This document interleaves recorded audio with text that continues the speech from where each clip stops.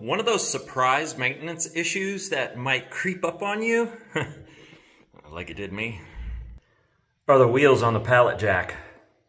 And apparently, over time, that might end up happening to your wheels. And that's okay. They're replaceable. This here's a new kit. Comes with 2 wheels. Comes with your removal tool. Comes with another little removal tool. It's probably a pin removal tool. Comes with another pin here, another O-ring, lock ring here.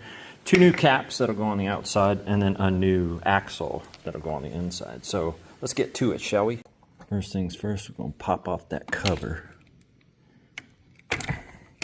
Just like that. Do it on this side too. Okay. And that exposes our little ring. Right. Which we can go ahead and take this here tool and just take that ring off and put that right there. Same thing with the other side. Just like that. That right there. Now that the wheels are loose, this is the replacement pin that holds the axle on. And it sits right there. You're going to take this tool and then use your hammer and just tap that out. And then your old pin will come out. Okay, just set that aside. And now the axle's loose and the wheels are loose. And I'll get that wheel off of that axle. We'll go ahead and turn it sideways like that and then use our tool and tap that out of there.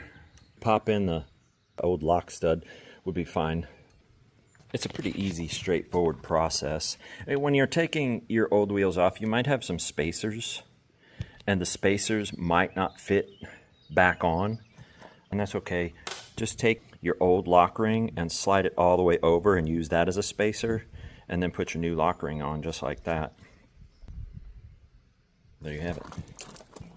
Pop your new caps on like that. That's it. And then you're done. If that made your life easier, be sure to like and subscribe, because I'm sure to put more out there for you. Thanks for watching. Have a nice day. Have you been putting any stuff on YouTube?